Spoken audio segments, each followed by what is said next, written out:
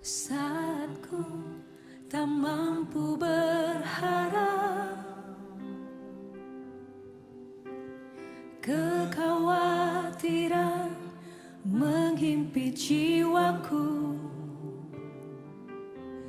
kekuatanku datang darimu, memampukanku kembali berharap. Ajarku mengenal hatimu, percaya jalanmu-lah yang terbaik. Di kelemahan kuasa-Mu sempurna, Kau Allah yang tak akan tinggalkan. Angkat kedua tangan kita, naikkan pujian ini. Ku percaya Engkau bekerja buat kebaikanku,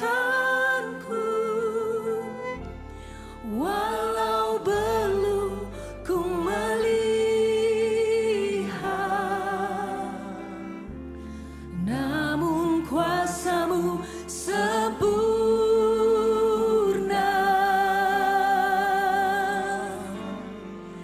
Ku percaya pasti Tuhan bukakan jalanku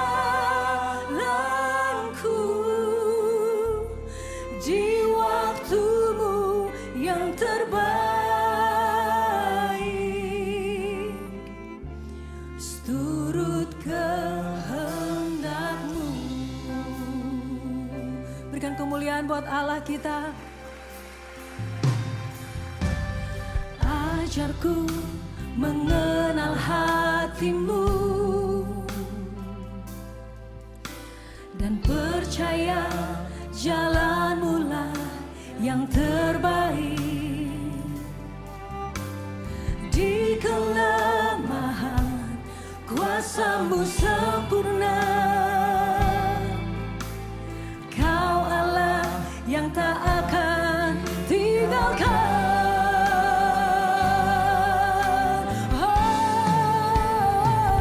Ku percaya Engkau bekerja buat kebaikanku, walau belum ku melihat, namun kuasa-Mu sempurna.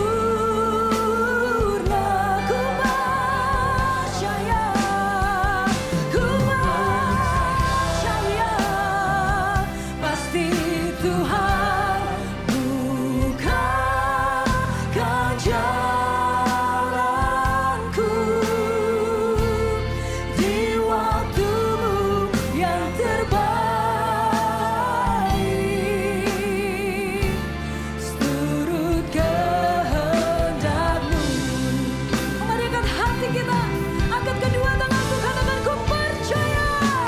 Ku percaya Engkau bekerja buat kebaikanku, walau belum ku melihat, namun kuasa-Mu sempurna.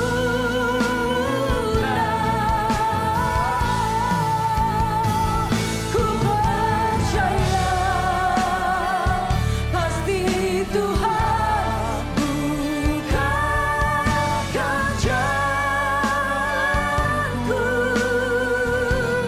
di waktu-Mu yang terbaik, seturut kehendak-Mu Tuhan. Amin. Puji Tuhan, selamat pagi. Salam sejahtera bagi kita semua dalam kasih Tuhan kita Yesus Kristus.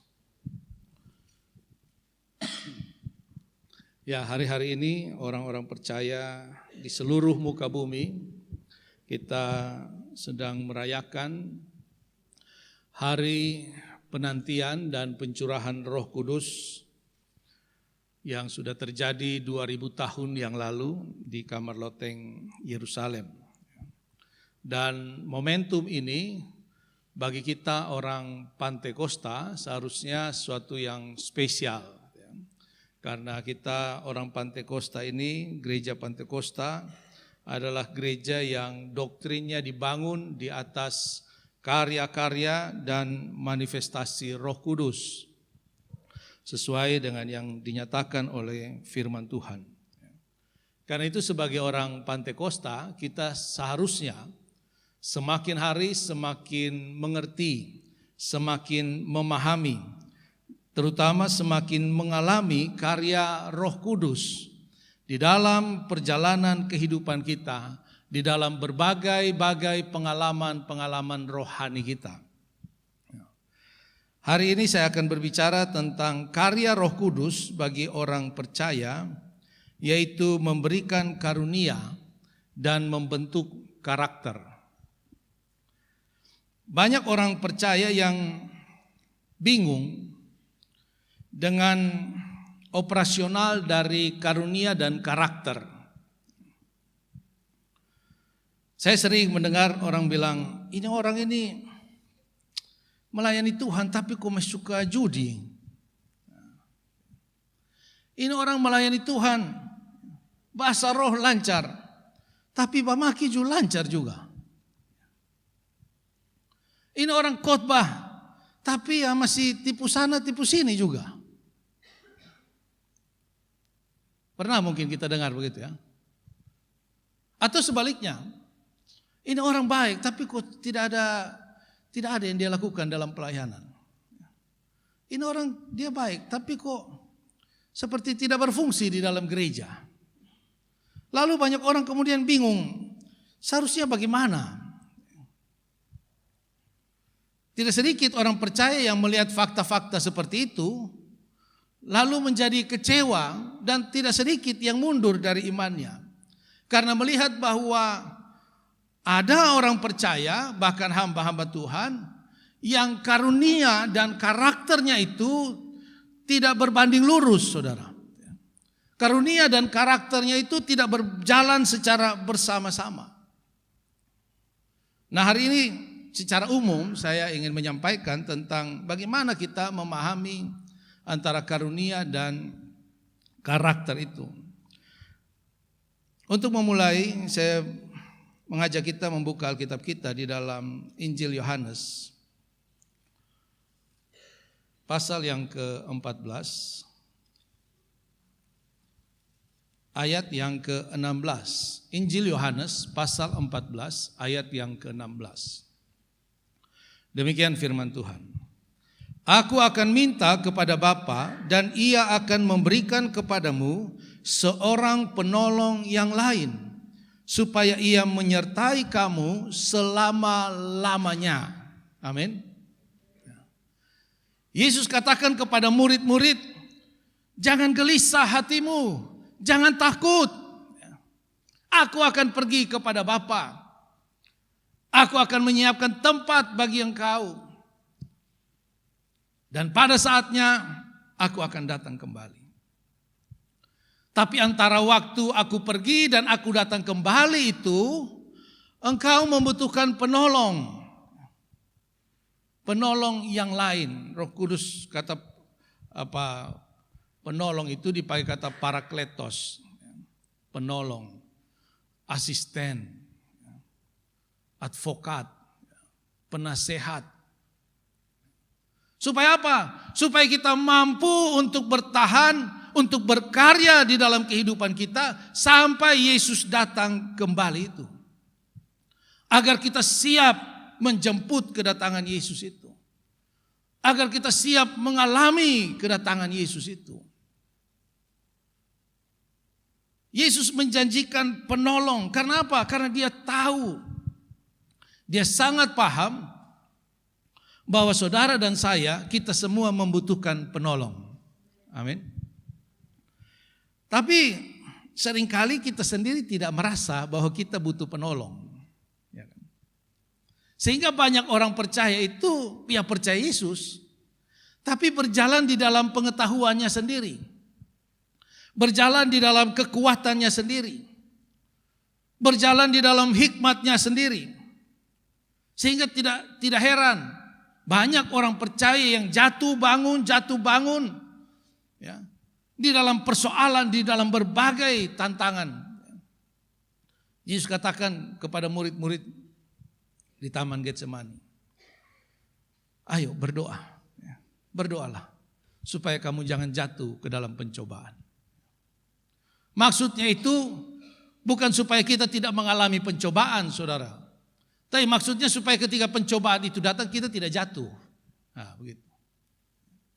Kita tidak bisa menolak pencobaan. Kita tidak bisa menolak ujian. Tapi Tuhan mau hidup kita dipimpin, ditolong oleh Roh Kudus. Agar kita tidak terus bolak-balik jatuh ketika pencobaan datang. Amin. Ya. Jadi ada dua tugas utama Roh Kudus bagi orang percaya. Yang pertama itu memperbaiki karakter kita. Yang pertama. Ke dalam Roh Kudus itu memperbaiki karakter kita. Sementara keluar Roh Kudus itu memberikan kita karunia-karunia. Yang pertama, mari kita melihat tentang karunia roh. Dalam bahasa Yunani, karunia itu, untuk karunia roh itu dipakai kata karisma. Di dalam Roma pasal 8 ayat 6, kemudian 1 Korintus 12 ayat yang keempat. Kata karunia roh itu dipakai kata karisma. Karisma itu adalah pemberian cuma-cuma. Pemberian secara cuma-cuma. Sesuai dengan kehendak roh kepada manusia. 1 Korintus pasal 12, mari kita melihat 1 Korintus pasal 12. Ayat yang ke-11. 1 Korintus 12 ayat 11. Tetapi semuanya ini dikerjakan oleh roh yang satu dan yang sama, yang memberikan karunia kepada tiap-tiap orang secara khusus seperti yang dikehendakinya. Jadi karunia itu adalah pemberian Allah, pemberian Roh Kudus kepada setiap orang percaya secara gratis, secara cuma-cuma. Tidak perlu usaha kita, saudara, tidak perlu. Kita tidak perlu berjuang untuk bisa mendapatkan karunia itu. Karena karunia itu diberikan oleh roh kepada siapa dia mau memberi. Tetapi yang pasti setiap orang percaya memiliki karunia roh. Amin. Setiap orang percaya memiliki karunia roh.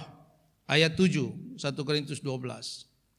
Tetapi kepada tiap-tiap orang dikaruniakan penyataan roh untuk kepentingan bersama. Kita harus percaya, saudara. Kita harus yakin sungguh-sungguh bahwa di dalam kita ini ada karunia roh. Amin. Cuma 2 orang yang bilang amin. Kita harus percaya bahwa di dalam setiap kita, orang percaya, diberikan karunia roh. Amin. Karena Tuhan mau setiap kita itu berfungsi. Nanti kita akan lihat itu. Karunia roh ini diberikan kepada setiap orang percaya. Jangan ada di antara kita yang merasa saya tidak punya karunia roh. Tidak, saudara. Hanya seringkali kita tidak menyadari. Kita tidak menyadari. Seringkali begini.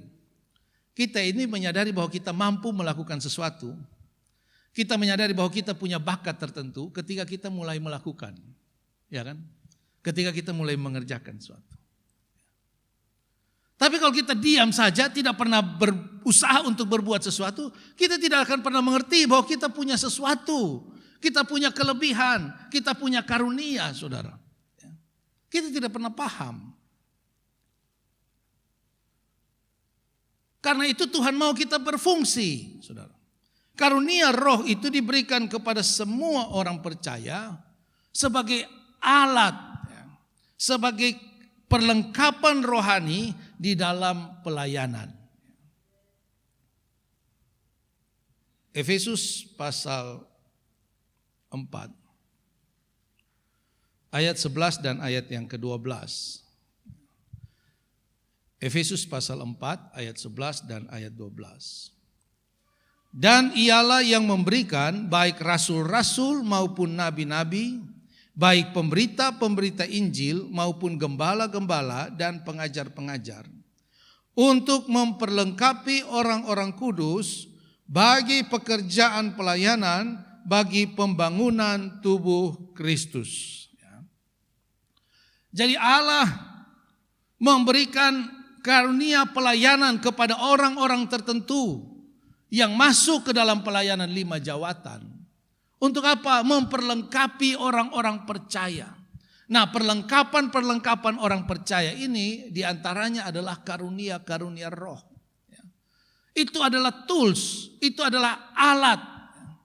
Untuk apa? Untuk dikatakan di ayat 12 itu, untuk pekerjaan pelayanan bagi pembangunan tubuh Kristus. Kita membutuhkan, gereja Tuhan membutuhkan alat, membutuhkan tools untuk dapat bekerja lebih efisien, lebih efektif di dalam pelayanan, saudara. Sama seperti tukang kayu misalnya. Tukang kayu itu ya untuk bisa pekerjaannya semakin baik, hasilnya semakin baik, maka tools yang dia perlukan semakin banyak. Dia tidak cukup dengan gergaji saja.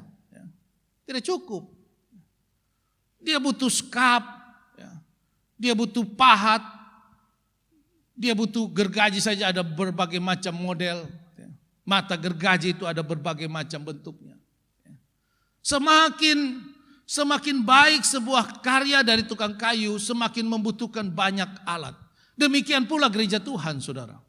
Semakin baik pertumbuhan gereja Tuhan, maka semakin membutuhkan banyak alat, banyak tools, banyak karunia-karunia, banyak jemaat yang mau memanfaatkan karunia-karunia roh di dalam pembangunan tubuh Kristus, di dalam pekerjaan pelayanan. Sebagai orang Pentakosta, mari kita melihat selama ini saya ini punya karunia apa dan saya menggunakan karunia itu sudah benar, sudah tepat, sudah berfungsi atau belum di dalam gereja, di dalam pekerjaan pelayanan, di dalam pembangunan tubuh Kristus. Karena karunia itu bukan untuk kepentingan diri sendiri, saudara. Karunia itu untuk kepentingan pelayanan, untuk kepentingan orang lain. Kita merasa mungkin hebat kalau kita punya karunia mujizat. Wah, karunia mujizat. Tapi karunia mujizat yang Tuhan berikan itu bukan untuk kita. Kalau saya punya karunia mujizat dalam nama Yesus, motor baru. Oh, tidak, saudara. Enggak. Kalau kamu pengen punya rumah, pergi itu rumah, tumpang tangan dalam nama Yesus, kamu ada karunia mujizat pasti dapat. Enggak, bukan begitu operasionalnya. Setiap karunia yang Tuhan berikan kepada kita itu berguna, bermanfaat bagi orang lain, bagi perkembangan pelayanan. Karunia itu bukan untuk kepentingan kita, bukan untuk kepentingan pribadi.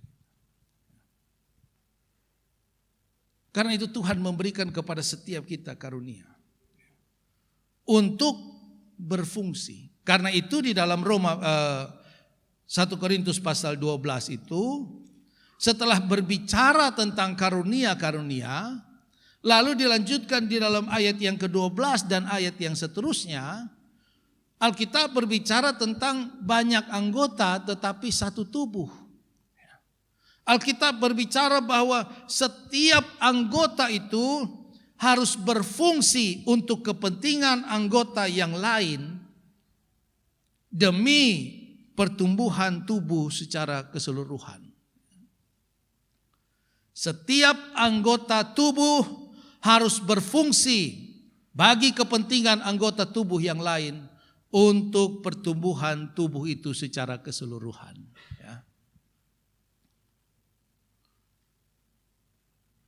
Istri saya kemarin kerja, dia tangan terpotong.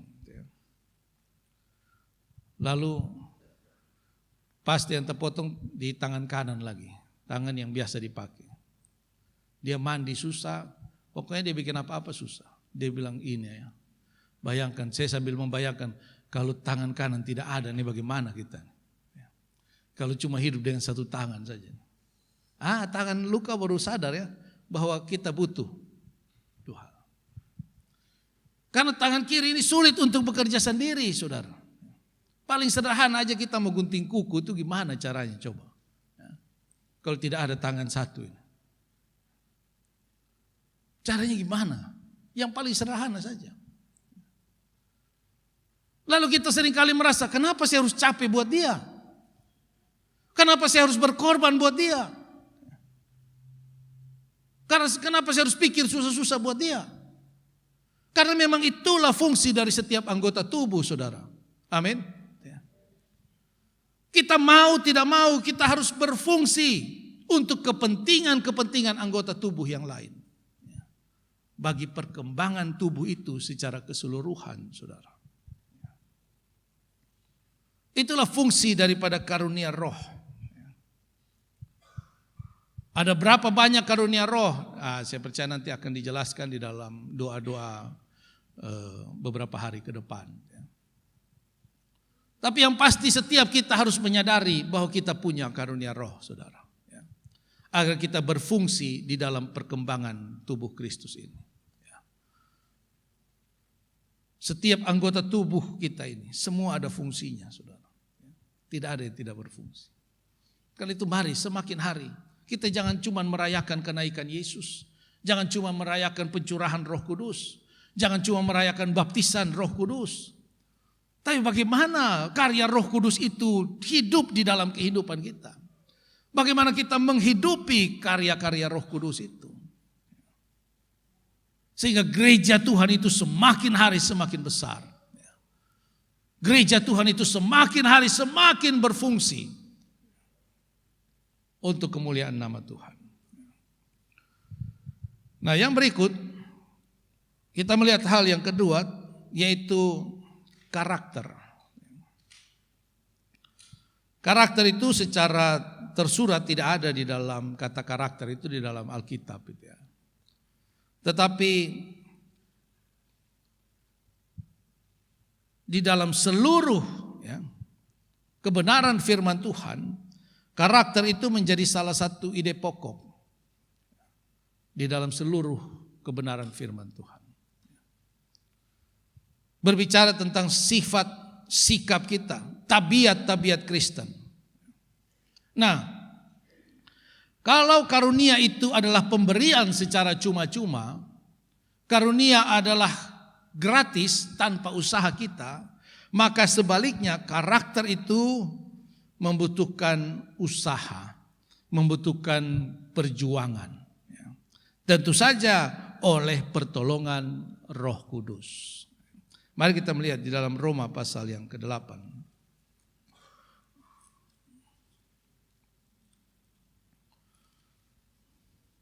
Roma pasal 8 ayat yang ke-13. Roma pasal 8 ayat 13.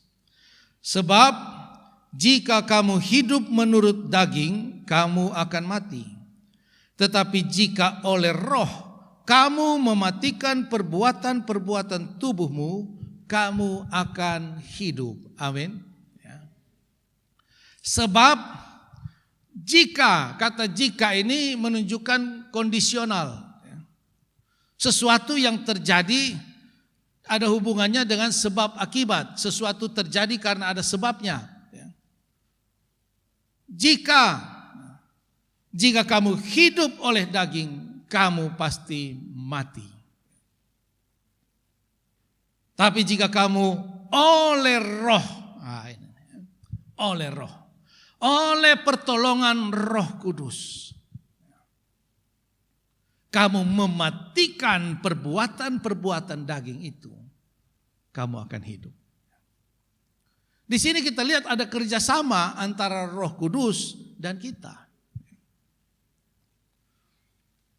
Persoalannya, Kita ini yang seringkali tidak mau dipimpin oleh Roh Kudus. Galatia pasal 5 katakan, kalau kamu mau hidup oleh Roh, kamu harus dipimpin oleh Roh. Persoalannya banyak kali kita tidak mau dipimpin oleh Roh.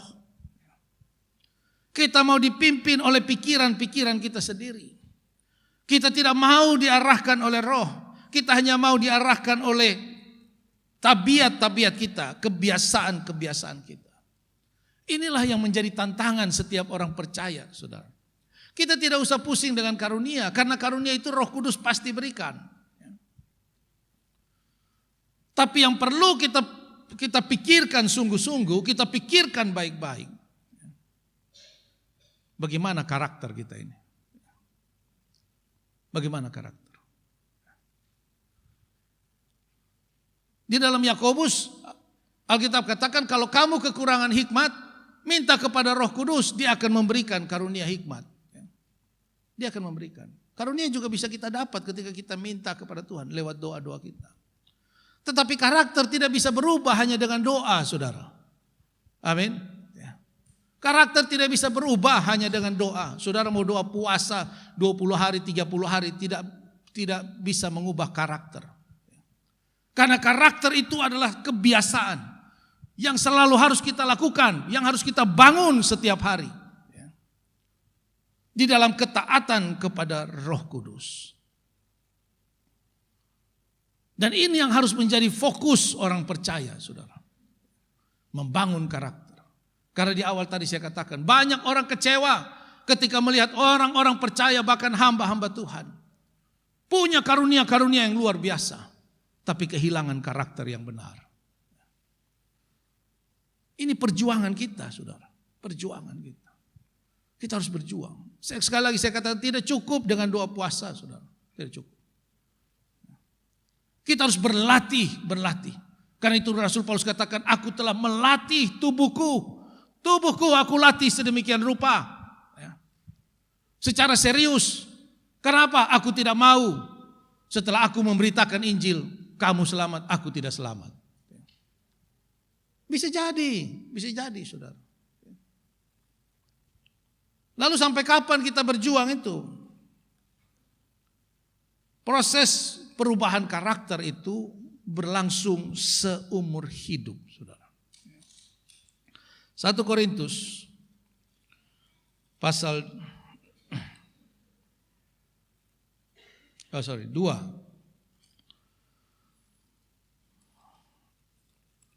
Korintus pasal 12 ayat 7. 2 Korintus pasal 12 ayat 7. Dan seterusnya. Dan supaya aku jangan meninggikan diri karena penyataan-penyataan yang luar biasa itu, maka aku diberi suatu duri di dalam dagingku, yaitu seorang utusan iblis untuk menggocoh aku, supaya aku jangan meninggikan diri. Tentang hal itu aku sudah 3 kali berseru kepada Tuhan, supaya utusan iblis itu mundur daripadaku. Tetapi jawab Tuhan kepadaku, cukuplah kasih karuniaku bagimu, sebab justru dalam kelemahanlah kuasaku menjadi sempurna. Sebab itu terlebih suka aku bermegah akan kelemahanku, supaya kuasa Kristus turun menaungi aku. Karena itu aku senang dan rela di dalam kelemahan, di dalam siksaan, di dalam kesukaran, di dalam penganiayaan dan kesesakan oleh karena Kristus, sebab jika aku lemah, maka aku kuat. Rasul Paulus ini kurang apa, saudara? Ayat-ayat sebelumnya dia menjelaskan tentang bagaimana penyataan ilahi yang luar biasa yang sudah dia alami. Bagaimana mujizat-mujizat dia alami. Bagaimana Tuhan mengangkat dia ke sorga di dalam rohnya. Dia bisa melihat apa yang terjadi di sorga. Dia mendengar bahasa-bahasa yang ada di sorga. Itu luar biasa, saudara. Itu pengalaman luar biasa.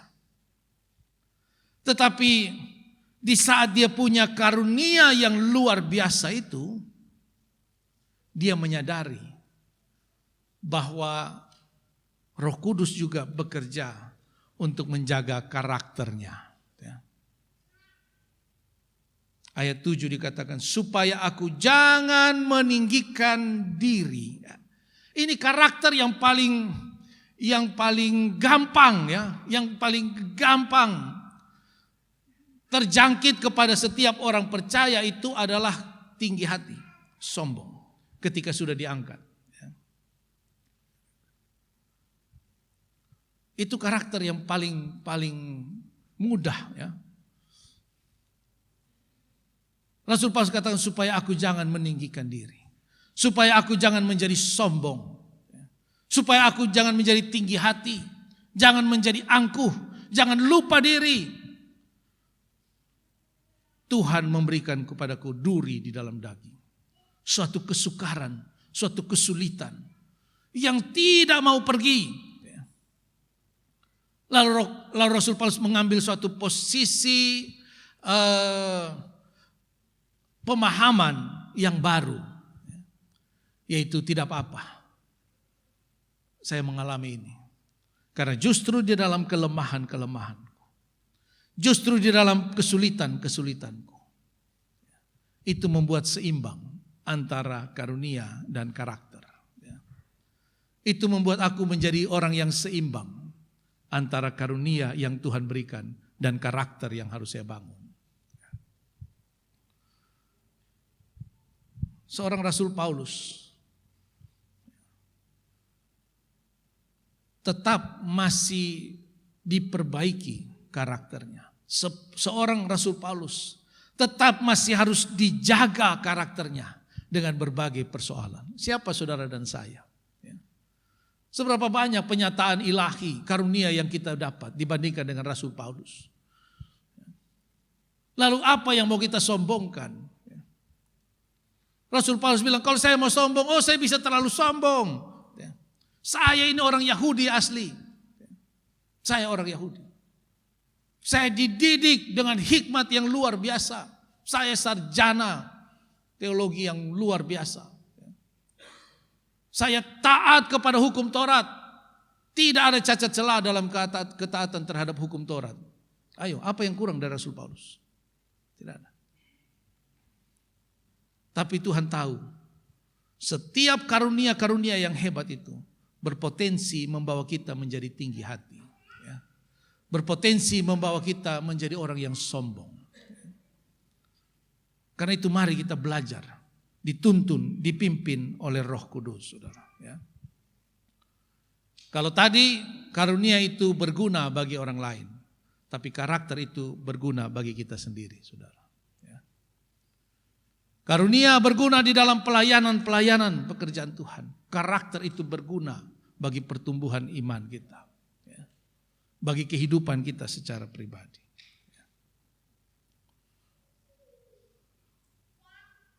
Karena orang yang punya karunia, sehebat apapun, kalau tidak menjaga karakternya, bisa kehilangan keselamatan, saudara.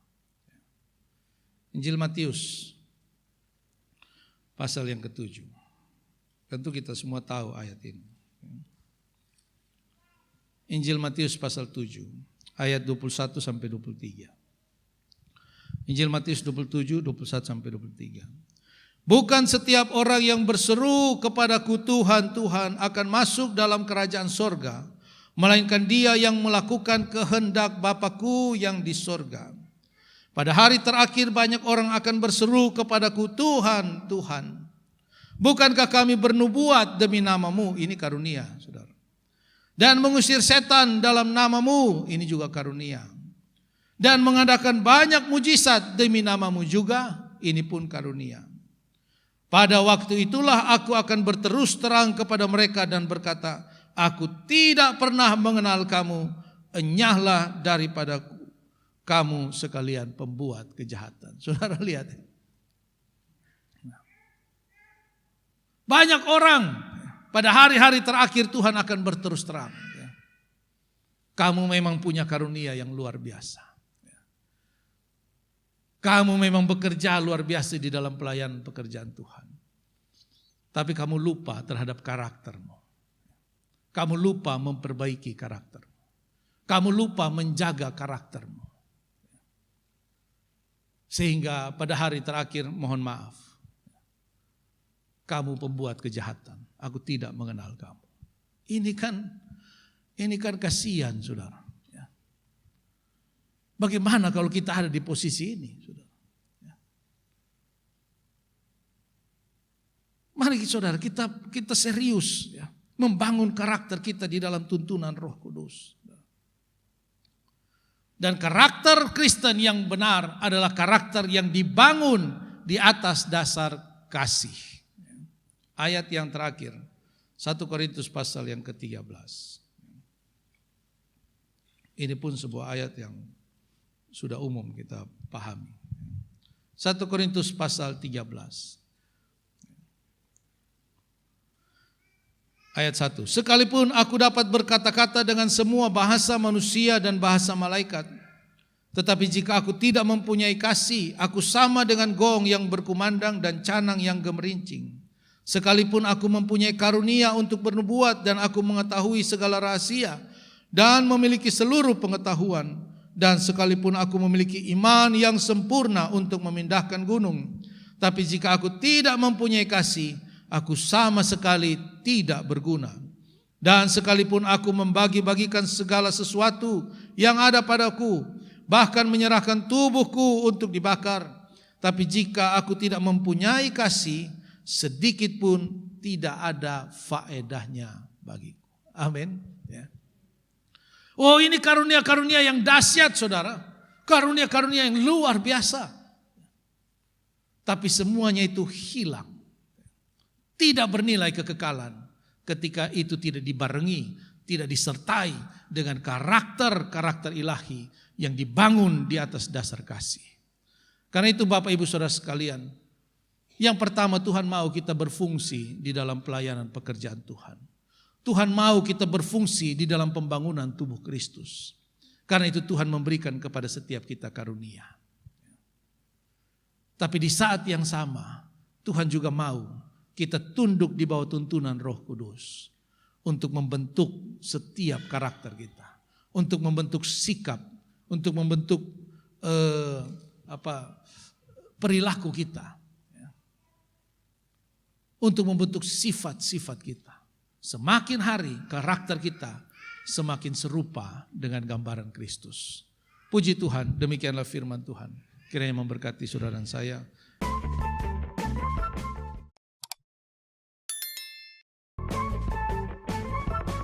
Thank you, Lord.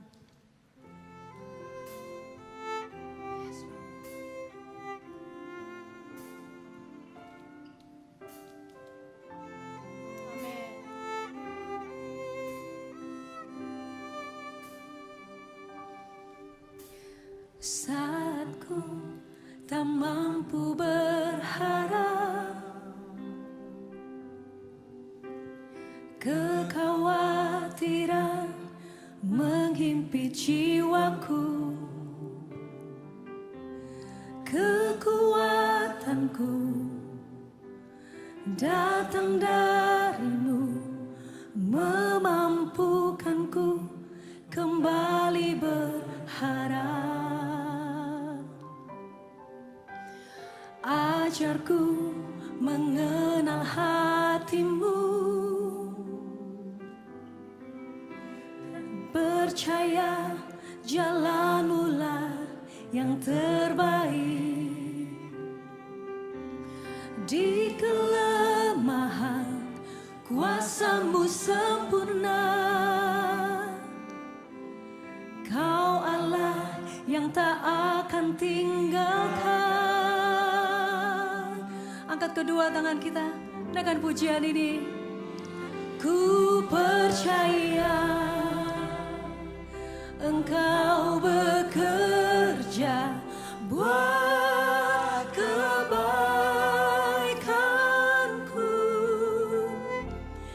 walau belum ku melihat, namun kuasa-Mu sempurna.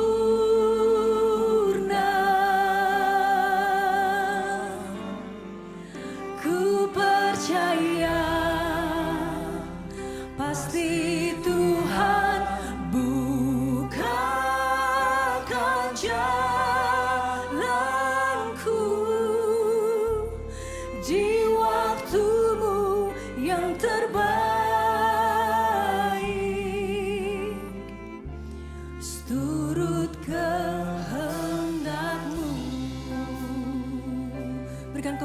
buat Allah kita. Ajarku mengenal hatimu dan percaya jalanmu-lah yang terbaik. Di kelemahan kuasa-Mu sempurna, Kau Allah yang tak akan tinggalkan.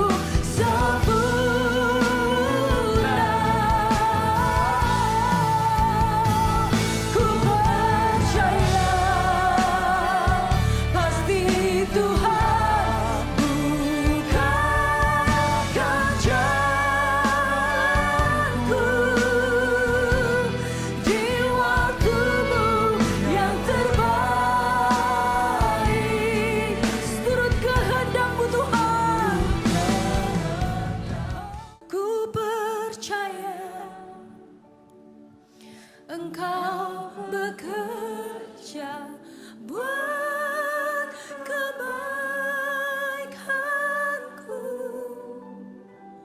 walau belum ku melihat,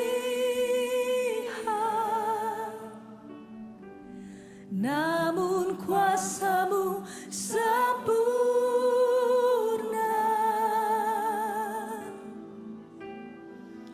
Ku percaya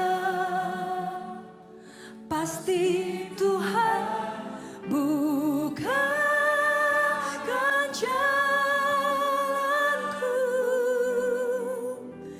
di waktu-Mu yang terbaik.